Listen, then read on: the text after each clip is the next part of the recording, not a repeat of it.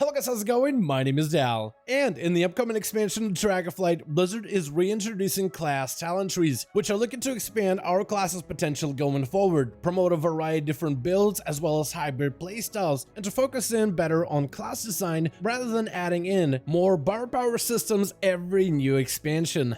Yesterday, Blizzard posted yet another set of updates coming to rogues and hunters in Dragonflight. This includes class changes as well as brand new talent trees.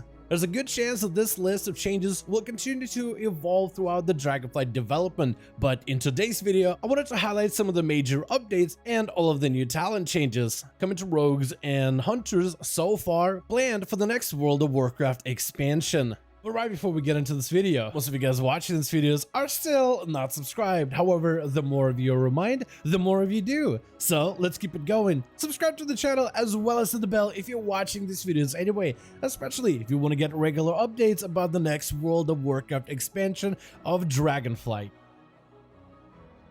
Starting this video off with the class of Hunter. First we have the class basic abilities, which seem pretty standard for the Hunter class. Where we find a lot of interesting options, however, is in the base Hunter talent tree. Abilities like Scattershot get moved from the PvP talents and get added as a possible class talent option. The PvP talent of High Explosive Trap also makes the return to the talent trees. This knockback ability can be highly effective in both PvE situations like Mythic Plus dungeons to interrupt enemy casting and reposition mobs away from the tank, but also in PvP as an extra defensive utility to keep some distance from your target. The Necklord Covenant ability of Death Chakra makes a return and appears towards the bottom of the talent rows. The ability of Explosive Shot, which is highly valuable in AoE and Mythic Plus situations, becomes available for all three playstyles. We also see a modified Shadowlands Nesting Warriors Trap Legendary get added in the base Hunter talent trees. Next we have the Beast Mastery Hunter talent trees, which sees a lot of the underused Shadowlands legendaries appear back up as possible talent choices, as well as a lot of talents that interact with your animal companion to make you really feel like you're master of the beasts. Talents like Call of the Wild, which will let you summon more active pets to help you out in combat, and options like Blood Frenzy to further empower all of your active pets via barb shot damage increases. Talents like Dire Command to help you grow your bestial army. You also get the return of the Wailing Arrow, the Sylvanas Shadowlands legendary bow ability. Wailing Arrow does some shadow damage to your target and silences all enemies around it. Potentially, this could be a very powerful utility to bring into group content like Mythic Plus dungeons, battlegrounds, or arenas. Then we have the spec of Marksmanship Hunter, and for the most part, Marksmanship Hunter talent trees will be very familiar to the customization options found in the expansion of Shadowlands. However, we do see certain traits found in the Legion artifact weapon make an appearance as part of the talent tree. And just like Beastmaster Hunter, Marksman also gains the Wailing Arrow ability further towards the bottom of the talent trees. You also get the choice of either enhancing your overall AoE output or better focus damage in small group situations. Then we have the playstyle of Survival Hunter, which can gain bonus melee reach, which feels fitting for a class that wields a long-range spear. The Legion artifact weapon ability, Fury of the Eagle, also makes a familiar appearance in the Survival Hunter talent trees. And there's now new interactivity between the ability of Kill Command and Kill Shot with a new talent of Deadly Duo. Survival Hunters also gain a new talent of Spearhead, which somewhat resembles the Demon Hunter Night Fae ability Hunt in both the ability's icon as well as its actual effect. Besides Hunters, we also have new talent choices and updates for Rogues. Starting off with the Rogue base ability toolkit, which looks pretty default. However, Rogues gain access to an interrupt ability of Kick baseline, whereas the other classes, Death Knights, Druids, Hunters, and Priests all have to spec in their talent trees to pick up a viable interrupt. Then we have the Rogue class talent tree, which is full of new possibilities. All three specs of rogues can finally use Gouge, which will be a nice bonus crowd control ability in Mythic Plus and PvP situations. All three playstyles can also pick up Shadow Step baseline. Garrote Silence could also become part of the rogue basic utility, which is a massive improvement in PvP situations. The Talent of Cold Blood will turn your next ability into a guaranteed crit.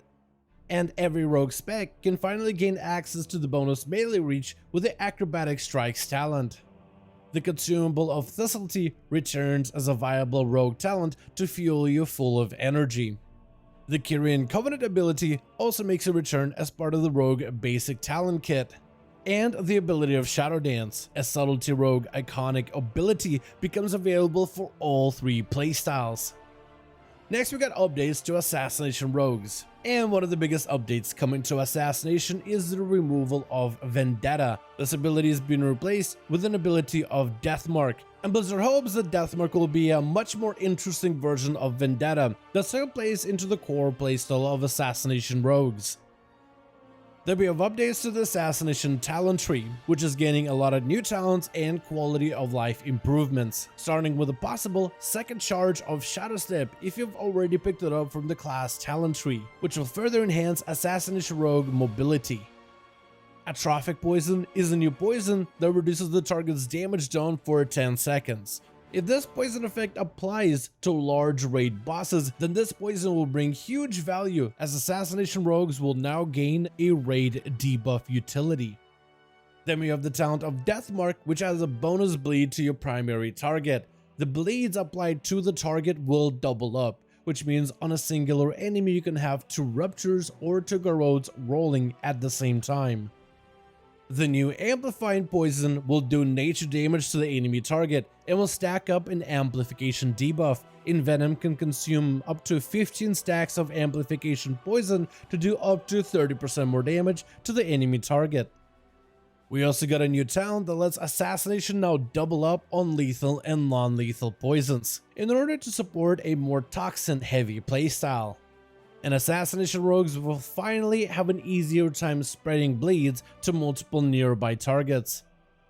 Then we have my favorite playstyle of Outlaw Rogue, which sees a lot of familiar talents and conduits found in Shadowlands return as part of the talent tree, but this playstyle also gains a new group utility.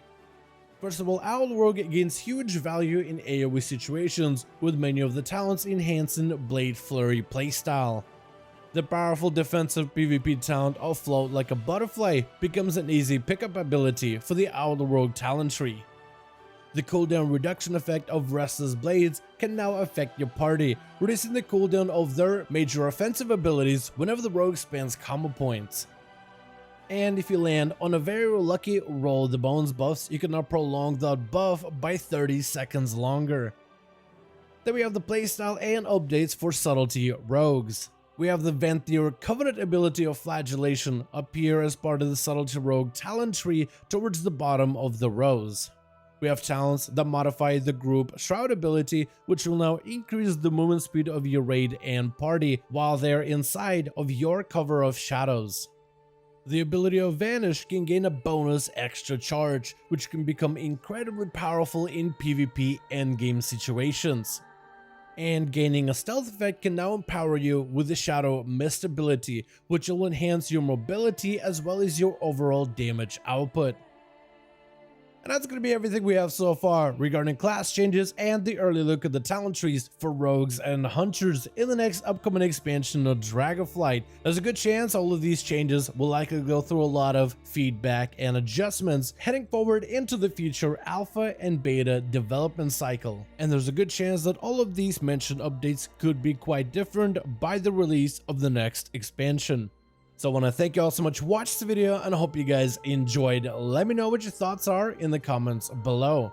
What do you think about some of the first early look at the talents for hunters and rogues? Are there any playstyles you're excited for, and what are the changes you're hoping these classes receive before the release of the next expansion? Let me know your thoughts in the comments below. As per always, if you guys enjoyed this video or found it informative, gotta give it a thumbs up, I would very much appreciate it. And as always, in the description of every single video and the live stream, we have a link to our Discord community channel, probably the best place to reach out to me directly in case you want to let me know what you thought about this video update, or hang out with the rest of the members of the community discussing these recent Dragonflight updates. Join our Discord to become part of the community. But otherwise, thank you all so much for watching. I do hope you guys enjoyed. Let me know your thoughts, and as always, I'll see all of you guys in another video.